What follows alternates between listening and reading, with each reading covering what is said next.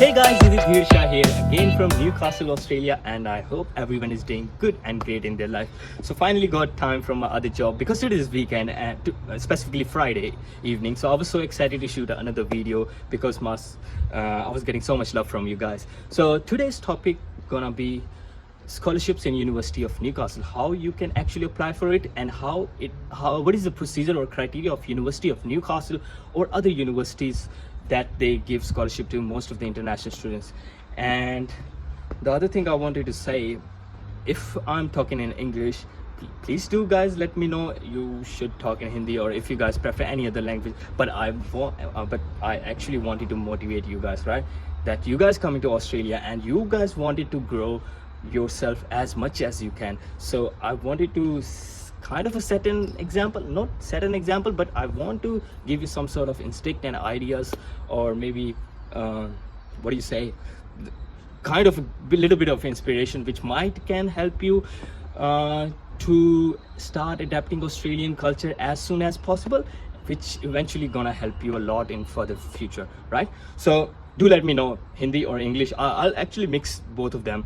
Okay, so right now I'm gonna go to the University of Newcastle City campus to shoot this video because I need a quiet space and bit of I wanted to do a bit of research as well, because I wanted to confirm a few things from University of Newcastle representatives, few of my friends who works there, and because University of Newcastle is giving 50% scholarship these days. So just wanted to clarify whether it is correct or not. Okay, so without any hesitation, let's go.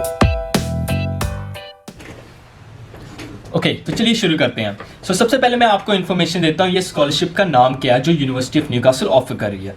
इस scholarship को कहते हैं south Asia excellence scholarship, और ये applicable है students के लिए जो बिलोंग करते हैं India, Pakistan, Afghanistan, Nepal, Bhutan and other Asian countries. So अगर आप इन कंट्रीज से बिलोंग करते हैं तो आपको ये स्कॉलरशिप मिल सकती है, और स्कॉलरशिप की वैल्यू है $50,000 maximum and $10,000 per year. So for example आपका 5 साल का कोर्स है और आपको 50% स्कॉलरशिप मिल गया है, तो मैक्सिमम आपको $10,000 एवरी ईयर फीस में से डिडक्ट होगी, मतलब वो आपको एज ए स्कॉलरशिप मिलेगी.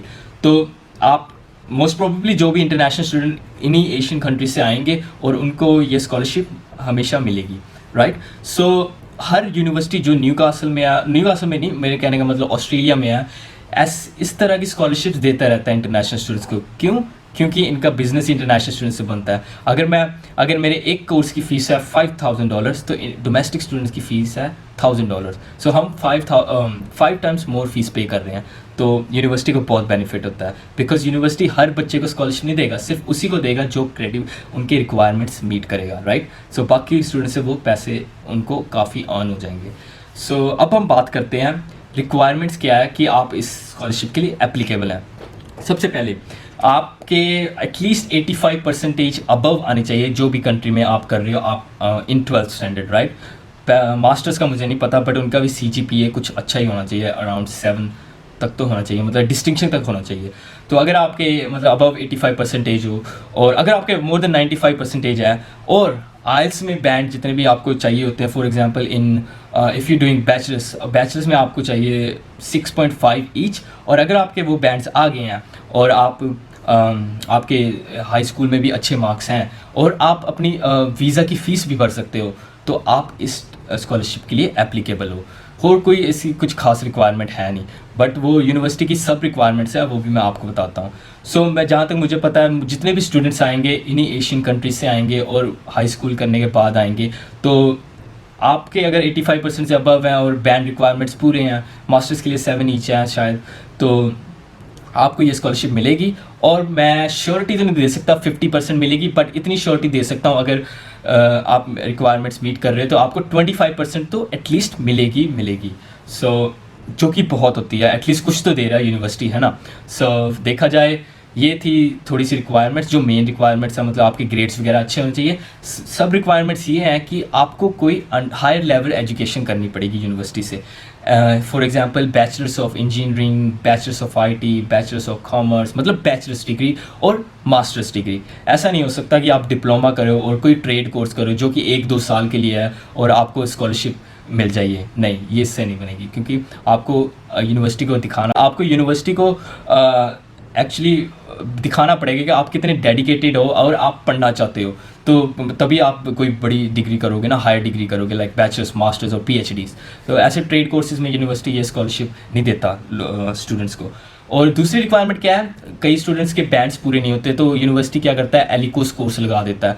एलिकोस इंग्लिश कोर्स हो गया, कोई क्या होते हैं वो डाइवर्जन कोर्स होते हैं, मतलब फॉर एग्जांपल आप किसी डिफरेंट बैकग्राउंड से डिफरेंट सेक्टर में जा रहे हो, अगर आपने नॉन मेडिकल किया, आप मेडिकल करना चाहते हो, तो आपको यहाँ पे कॉलेज में, यूनिवर्सिटी के अंदर ही कॉलेज होता है, वहाँ पे 1-2 साल पढ़ना होता है, फिर वो आपको बेसिक्स पढ़ाते हैं, फिर आपका कोर्स डाइवर्ट होता है। सो मेरे कहने का मतलब है, अगर आप ये कोर्सेज अगर एलिकोस वगैरह आपके लग जाता है तो आप कभी मतलब आपको ये स्कॉलरशिप नहीं मिलेगी। सो जहाँ तक मुझे पता है, कभी कई स्टूडेंट्स आते हैं जिनको एलिकोस करना पड़ता है, इंग्लिश का कोर्स करना पड़ता है यूनिवर्सिटी से, जो कि वो इंडिया में भी पाकिस्तान में भी कर सकते हैं 1 महीना एक्स्ट्रा लगा के, rather than paying extra fees here and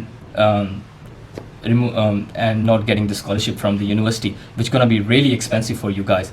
so एक ये रिक्वायरमेंट है, और आपको हायर एजुकेशन करनी है, और ये आपकी एजुकेशन ये डिफरेंट एलिकोस वगैरह नहीं होनी चाहिए, मतलब नॉन अवॉर्डेड कोर्सेज नहीं होने चाहिए। और दूसरी एक रिक्वायरमेंट क्या है, आपका जो कोर्स होना चाहिए वो कोटा प्रोग्राम में नहीं आना चाहिए। कोटा प्रोग्राम होते हैं, कई प्रोग्राम्स रिजर्व होते हैं यूनिवर्सिटीज़ में, for example bachelors of medicine, bachelors of oral health, bachelors of physiotherapy, जितने भी मेडिकल रिलेटेड कोर्सेज हैं ना, वो एक्चुअली बहुत एक्सपेंसिव होते हैं, और यूनिवर्सिटी इसमें स्कॉलरशिप नहीं देना चाहता स्टूडेंट्स को, बिकॉज यूनिवर्सिटी को लॉस होता है। यूनिवर्सिटी जो ये मेडिकल कोर्सेज होते हैं, इनके इक्विपमेंट्स बहुत एक्सपेंसिव होते हैं, इनकी जो प्रैक्टिसेस रन होती हैं हॉस्पिटल्स में, इनको प्लेसमेंट्स वगैरह रन करनी पड़ती है, वो यूनिवर्सिटीज़ के लिए काफ़ी एक्सपेंसिव एंड टाइम वर्थिंग होती है।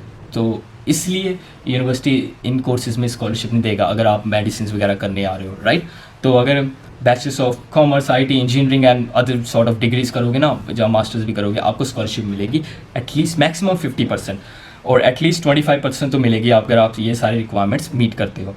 तो देखा जाए बहुत ही गुड अपॉर्चुनिटी है, कुछ खास रिक्वायरमेंट नहीं है कि आपको ऐसे शो करना पड़ेगा फाइनेंशियल कैपेबिलिटीज़ कि मैं अफोर्ड नहीं कर सकता स्टडीज़, जब मैं ऐसे बहुत ही ब्रिलियंट स्टूडेंट हूँ मुझे स्कॉलरशिप दे दो। अगर आप एवरेज स्टूडेंट भी हो ना, आपके 75-80% भी आए, आपको 25% स्कॉलरशिप तो मिलेगी, जो कि बहुत अच्छा है, rather than nothing paying like $150,000 for your whole degree, जो कि मैंने किया। मेरे टाइम पे स्कॉलरशिप मुझे नहीं मिली, पता नहीं तब देते नहीं थे, क्या करते थे। 2018 में मैं आया, 2022 तक था, बट स्कॉलरशिप ऐसी तो कोई मिली नहीं, जबकि ग्रेड्स भी ठीक थे। तो और ये भी मैं आपको बताना चाहता हूँ, अगर आप यहाँ पे अभी करंटली स्टडी कर रहे हो और आपको स्कॉलरशिप पहले नहीं मिली जब आपने ऑफर लेटर, और ये जो स्कॉलरशिप है ये आपको ऑफर लेटर के साथ में ही मिलेगी, ऐसा नहीं कि बाद में देंगे। ऑफर लेटर जैसे ही आपकी आई, वहाँ पे मेंशन होगा कि 25% scholarship after deduction this much fees you have to pay to the universities, right. और ये स्कॉलरशिप एक्टिव होगी सेकेंड सेमेस्टर से, not the very first semester. First semester की फ़ीस, आप होल फीस जो होगी होल सेमेस्टर की, जैसे $20,000 वो पे करके आओगे इंडिया और इंडिया पाकिस्तान जहाँ से भी आ रहे हो आप, और आपकी जो स्कॉलरशिप है वो एक्टिव होगी सेकंड सेमेस्टर से। ये भी बहुत सारे क्वेश्चन आते हैं, तो कीप इन माइंड, राइट। आपको ये मत सोचना कि फ्रॉड कर रही है यूनिवर्सिटी, ऐसा कुछ नहीं है। वो देखना चाहती है कि आप फाइनेंशियली कैपेबल हो, फीस वीज़ा की जो रिक्वायरमेंट्स है फुल फीस पे कर पाते हो कि नहीं। तो अगर आपने फुल फीस पे कर दिया, आपके ऑफर लेटर में ही मेंशन हो जाएगा, oh you been granted 25% of scholarship, congratulations, so that is very good, right. और मैं ये भी कहना चाहता हूँ, अगर आप यहाँ पे अभी आए हो न्यूकासल, अगर आप स्टडी आपने शुरू कर दिया और आपको स्कॉलरशिप नहीं मिल रही, स्कॉलरशिप ऑफर लेटर के साथ नहीं मिली, तो अगर आपके कॉन्जिक्यूटिव 2 सेमेस्टर में डिस्टिंक्शन हर एक कोर्स में, अगर 4 कोर्स कर रहे हो, 4 में 4 डिस्टिंक्शन आ गई, और सेकंड सेमेस्टर में भी डिस्टिंक्शन आ गई, आप स्कॉलरशिप अप्लाई कर सकते हो, जो कि बहुत ही अच्छा है। यूनिवर्सिटी अपॉर्चुनिटीज़ दे रहा है आप सबको कि आप स्कॉलरशिप अप्लाई करो, just for international. I think domestic students के लिए भी होती है, बट डोमेस्टिक स्टूडेंट्स को इतनी फीस नहीं भरनी पड़ती, सो कोई मतलब उनके लिए तो कुछ फ़र्क नहीं पड़ता, बट हमें बहुत पड़ता है। तो मैं आपको यही रिकमेंडेशन करूँगा, मतलब अगर आपका इंग्लिश कोर्स लगा है या कुछ ऐसे मतलब साइड कोर्सेज, मतलब जो डाइवर्जन कोर्सेज वगैरह होते हैं, अगर आप के लग गए हैं, मतलब ये ऑफर लेटर के साथ ही है, तो कोशिश करना कि आप आइल्स वगैरह वहाँ इंडिया से ही करके आओ। जब रिक्वायरमेंट्स पूरी मीट करो, आपको स्कॉलरशिप बहुत ईजीली मिल जाएगी, कोई इतना हार्ड नहीं है, ठीक है ना। So I hope this video might be helpful for you guys, and